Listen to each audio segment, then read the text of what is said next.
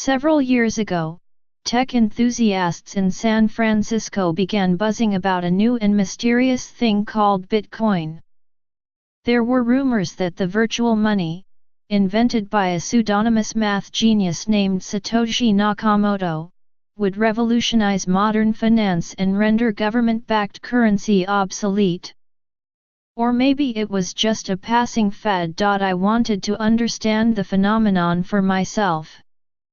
So in 2013, I bought a single Bitcoin, a clunky and labor-intensive process that involved going to a CVS and using MoneyGram to wire the dollar value of a Bitcoin, which was around $140 at the time, to a cryptocurrency exchange.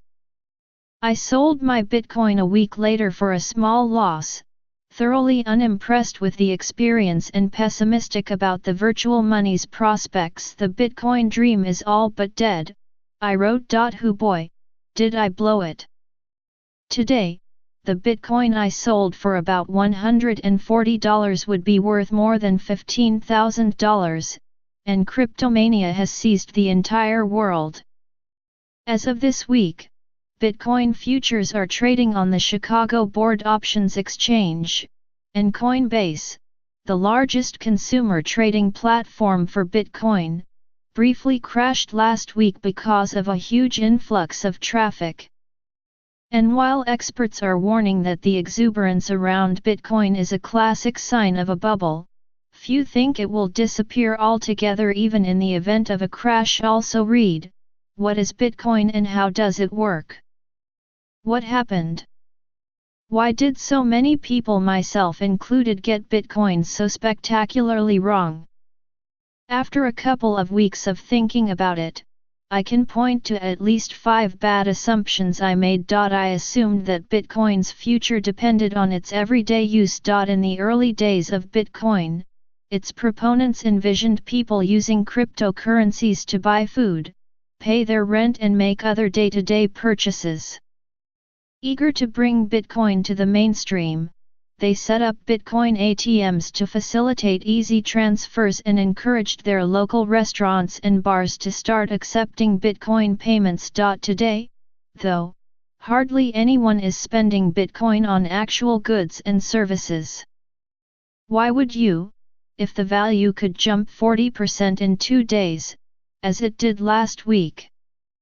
And few merchants have gone through the hassle of updating their systems to accept cryptocurrency. The disparity between virtually no merchant acceptance and Bitcoin's rapid appreciation is striking, a team of Morgan Stanley economists wrote earlier this year. As it turns out, while few people want to use Bitcoin as a currency, plenty want to treat it as an investable security, similar to gold or silver, especially while the price keeps rising. I assumed that the blockchain would eclipse Bitcoin itself. One of the earliest predictions among Bitcoin skeptics and boosters alike was that Bitcoin itself would be just a predecessor technology to the real, lasting innovation, the blockchain, the peer-to-peer ledger system that records cryptocurrency transactions and allows them to operate without a central authority.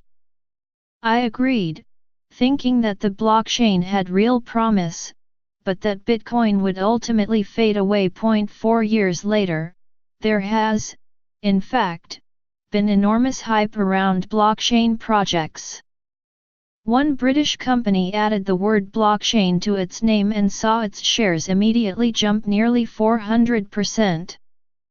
But that frenzy hasn't detracted from investor enthusiasm for Bitcoin itself. In fact, it has amplified it.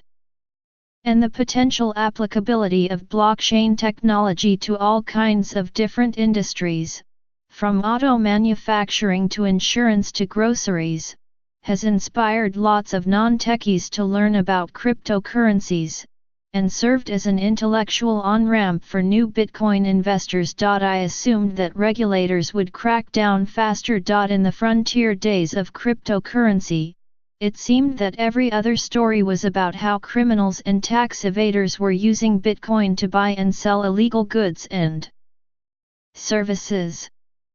A huge darknet narcotics market, Silk Road, was broken up, and its owner was sentenced to life in prison.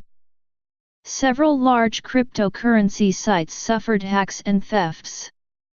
It was easy to think that these problems would lead regulators to take swift action against Bitcoin.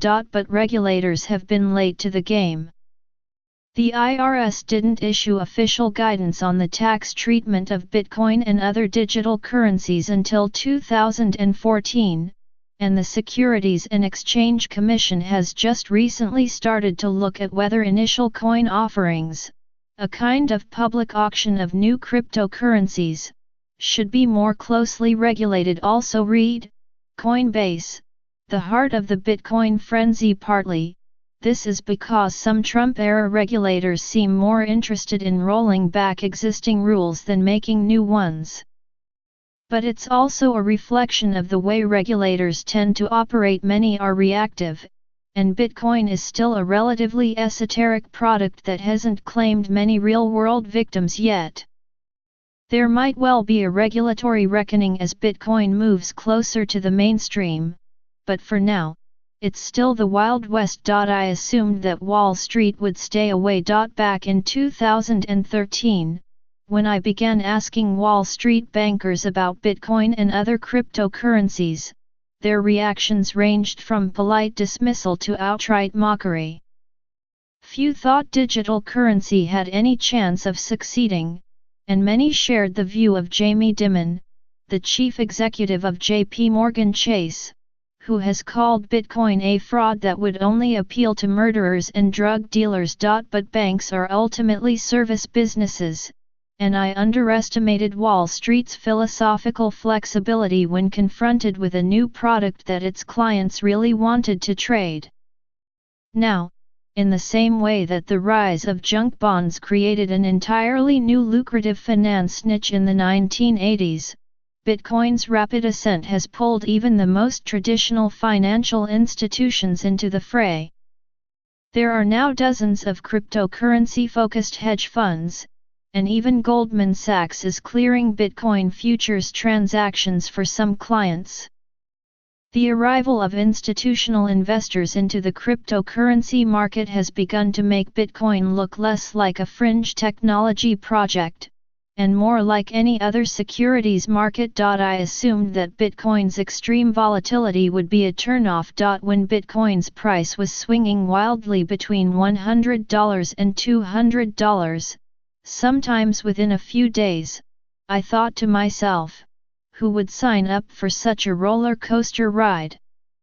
I naively thought that what people liked about money was its stability, and knowing that $100 today would still be worth $100 tomorrow. But you know what's more popular than stable monetary instruments? Casinos. People love to gamble, and the spectacular rise of Bitcoin, especially in the age of social media, which tends to hasten trends and encourage bandwagon behavior, has encouraged a set of thrill-seeking speculators to bet big on the currency, hoping to make a quick buck and get out before a crash. This behavioral dynamic should have been clear to me earlier. In a low-interest rate environment, when many of the fastest-growing companies are privately held and wages aren't keeping pace with inflation, there aren't many investments that can produce outsized returns for the average person. Many Bitcoin buyers aren't bothered that their $100 could become $200 overnight, or crash to $10. In fact, that's part of the appeal. Real Bitcoin enthusiasts, of course, will say that I'm still missing the point, and that today's trading mania is just a prelude to an even bigger, more transformational era of cryptocurrency. And while I still have my doubts, I can't credibly predict that they're wrong. After all, look what happened the first time.